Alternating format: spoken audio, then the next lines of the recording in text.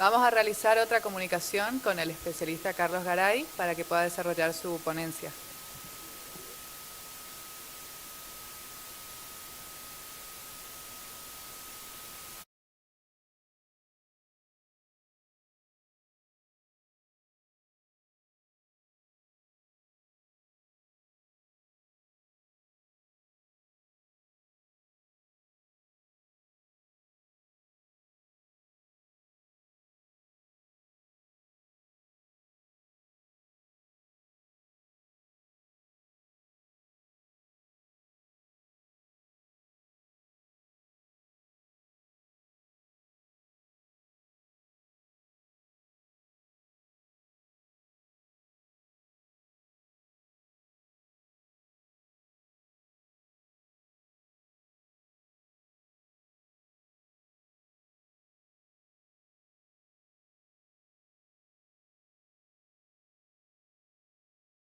A tratar el tema, digamos, que estaba previsto.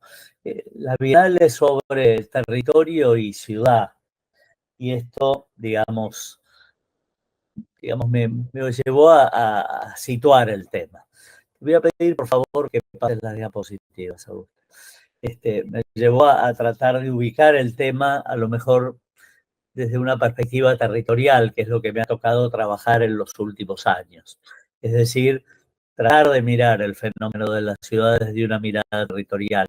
Y en esto, bueno, la búsqueda fue tratar de entender no las ciudades aisladamente, sino cómo las ciudades se complementan entre sí. No estoy viendo las diapositivas que están siendo presentadas, así que eso es un tema que me preocupa. La primera imagen, digamos, de las diapositivas, nos muestra un mapa que, digamos, Josep Job, digamos, suele utilizar en sus charlas, que tiene que ver con las ciudades grandes e intermedias que hay en el mundo, ¿no? Y analiza cómo es este mundo de las ciudades de más de 20 millones de habitantes. Y a la vez, digamos, de qué manera se va estableciendo según el tamaño como una jerarquía. Esto nos permite ver en la diapositiva que hay como ciertos conglomerados en algunos lugares del mundo, que hay lugares como Asia o como China, digamos, donde las ciudades aparecen muy densas, muy complejas, y por otro lado otros centros emisores, digamos, como ubicados en el mundo que aparecen como referencias. Esto tiene un poco que ver también con la mirada de Saskia Sassen, que analiza cuáles son las ciudades globales, ¿no? Y todo lo que fue el pensamiento a partir del protocolo de Washington, que de alguna manera nos plantea un mundo donde a lo mejor las ciudades se independizan de sus países y de sus regiones y empiezan a funcionar, digamos, eh, a través de un sistema de intereses, a través de un tipo de producto, a partir de algo que las posiciona en este esquema global. Pasá, por favor, la diapositiva. Creo que en esto se plantea una de las primeras preguntas que creo tenemos para el futuro del desarrollo del país, de la región, que si nos pensamos como un sistema de islas, ¿eh? O si tenemos una perspectiva de integración. Y esto vale para el análisis de las ciudades, por ejemplo, los planes estratégicos en general nos habían venido proponiendo que las ciudades compiten entre sí y que las ciudades tenían que buscar algunas cualidades diferenciadoras que las posicionen dentro de esa perspectiva. Y bueno, la pregunta es si nosotros tenemos un esquema de insularidad o un esquema de integración. Pasá, por favor, a la diapositiva. Cuando pensamos en una perspectiva de insularidad, vemos una historia argentina que trabajó sobre el tema de exportación y nos sitúa en un mundo muy naval, es decir, donde la posibilidad de colocar los productos, digamos, que el territorio quiere integrar en el mundo, bueno, se apoya en las salidas al mar. Y sobre eso, digamos, aparece el tema del río Paraná y el tema del sistema de puertos que hay sobre el río Paraná como un elemento estructurador del territorio. Yo cuando miraba la charla de la compañera de Entre Ríos, digamos, que estuvo en las primeras charlas de la mañana. Bueno, esto aparecía como el litoral había experimentado, digamos, este proceso. Y de alguna manera, como la construcción del ferrocarril, de otras infraestructuras, extendía esta organización del territorio. Y, digamos, aparece esta relación entre infraestructura y territorio importante en algunos ejemplos, como el que ponía del túnel subfluvial. Y si seguíamos, digamos, la historia, bueno, ahí aparecen momentos, ¿no? Como, por ejemplo, durante mucho tiempo se pensó que el litoral era el campo de batalla de una hipotética guerra con Brasil, como también algunas partes de la Patagonia como campo de batalla de una hipotética guerra con Chile, ¿no? En el marco de las teorías de geopolíticas, digamos, de, de competencia o de animosidad, digamos, entre nuestros países. Claro, el horizonte en el que después nos planteamos fue desde una perspectiva de integración del Mercosur, del UNASUR, y cuando miramos el sistema de infraestructuras en el que estamos con en esta diapositiva, vemos que, por ejemplo, Río también aparece como centro de un sistema que se piensa como puertos y que las carreteras en Brasil predominantes han seguido el camino de la costa. ¿No? En ese sentido tenemos la experiencia de cómo la Ruta 14 fue cambiando, ¿no? Incluso cambiando la importancia económica de las ciudades que están sobre el río Uruguay en relación a las ciudades que están sobre el río Paraná.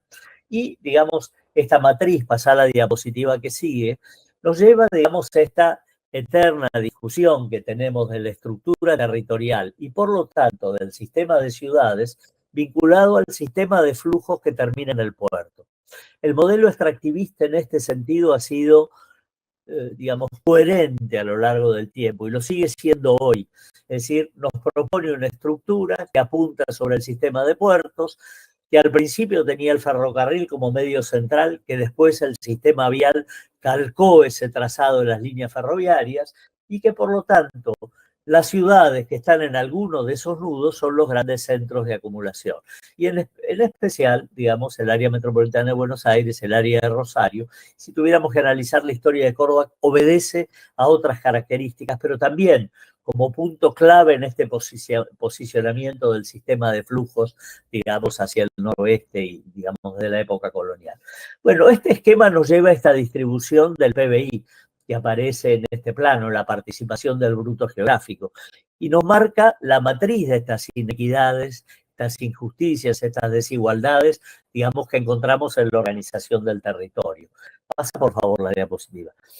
Cuando vemos los flujos de tránsito, ya sea de cargas, que es el mapa que hay a la izquierda, o de pasajeros, flujo diario, medio, anual, vemos también esta relación, que el sistema de ciudades está muy fuertemente determinado por estos flujos y que hay una gran parte de estas estructuras territoriales que terminan siendo como cul-de-sac, o sea, donde el flujo de cargas, de actividad llega, no pasa. Y, digamos, por lo tanto, que tienen serias restricciones, digamos, en sus esquemas de desarrollo. Cuando miramos las consecuencias de esta manera del territorio, bueno, vemos, digamos, por un lado, un mapa donde fijamos los hogares con mayores niveles de NBI y encontramos que en los lugares que corresponden a esos cul-de-sac, esa final de riel, digamos, donde llegaban los flujos de la economía, bueno, encontramos los peores índices. Y también vemos que en los conglomerados urbanos, en sus periferias, encontramos también, en términos poblacionales, cifras enormes de NBI, digamos, justamente en la conformación de sus periferias, que también tiene que ver con esta manera de concebir el territorio. Bueno, y mapa tras mapa empezamos a mirar cómo es la distribución de la red eléctrica, del gas natural, de aquellos que no tienen cloaca a red, y vemos que las ciudades presentan indicadores parecidos en función de su colocación dentro de estos sistemas de infraestructura. Quiere decir que hay una matriz de infraestructura que de alguna manera está respondiendo a una organización de flujos, que de alguna manera está respondiendo a una lógica de mercado que tiene que ver con ese modelo extractivista, con ese modelo agroexportador, que nos marca, digamos, una manera de estructurar el territorio, que de alguna manera nos permite tener como hipótesis que hemos dejado durante mucho tiempo que el mercado nos formatee el territorio y las consecuencias de esa lógica implícita de decisiones que muchas veces escapan a las decisiones locales y, digamos, muchas veces también donde las decisiones gubernamentales se someten, digamos, a ese sentido común, esa lógica del mercado, bueno, son los temas que me parece interesa poner en discusión. Cuando hicimos el plan de obras públicas de la Nación, les voy a dejar después una copia para poder aportar esta discusión, reconocimos otra variable que tiene que ver con el comportamiento del territorio. En estos dos mapas vemos el clima, ¿no? La temperatura media anual y las precipitaciones. Vemos ahí lo que es el manejo del agua, la importancia estratégica del agua. Y alrededor de esto, digamos, tratamos de identificar a partir de un análisis que se había hecho hace un tiempo, digamos, de definición de ecorregiones, un mapa de ecorregiones donde aparece un recorte, digamos, más ajustado digamos, del territorio, donde claramente encontramos en cada una de estas unidades ambientales un producto principal que organiza una economía y que de alguna manera ha ido estructurando una estructura social. No me voy a detener en el análisis de las ecorregiones, pero sí en una particularidad. Por favor, pasá a la diapositiva que sigue. Dejo el esquema para que lo puedan mirar más en profundidad y sé que tengo poco tiempo. Una de las sorpresas que nos encontramos es que no todas las regiones se comportan de la misma manera respecto del sistema de ciudades que soportan. Y encontramos que dentro de ecorregiones diferentes o unidades territoriales de análisis, las llamamos diferentes, hay lugares donde se concentran las ciudades y que esas ciudades han desarrollado a lo largo de la historia y todavía hoy un alto nivel de complementación. Entonces muestro muy rápidamente estas diapositivas. Aparece el sistema de ciudades del noroeste, que tiene un sistema de valles cordilleranos, donde se han localizado las ciudades más importantes, pero que desarrollan hacia el este todo un frente de producción agrario y que tiende hoy en día a experimentar grandes transformaciones, ¿no? Con la expansión de la agricultura y la ganadería sobre zonas que antes tenían otro tipo de cultivos, y también del lado de la montaña, también transformaciones, como el área de la Puna, que hoy recibe todo el tipo de transformaciones que tiene que ver con la discusión alrededor de la producción de litio. Lo que vemos es que las áreas circundantes de alguna manera fortalecen este carácter de la ciudad y que hay localidades que de alguna manera articulan el funcionamiento de estas áreas y complementan muchas veces el desarrollo de las actividades entre sí. Cuando vamos a la zona noreste, y sobre esto nos vamos a detener un poco más en esta charla, bueno, vemos, por ejemplo, un sistema de ciudades también. Encontramos, por ejemplo, Resistencia y Corrientes como un gran núcleo importante vinculados a través de un puente y que constituyen una ciudad-región. Un puente que ha quedado chico y que de alguna manera nos están planteando el funcionamiento de esta ciudad, de esta área metropolitana, con una lógica diferente. Pero también encontramos Posadas Encarnación, y ya la diferencia no es entre dos capitales provinciales, sino entre dos ciudades de diferentes países, y que también empiezan a tener un carácter metropolitano, una profunda integración.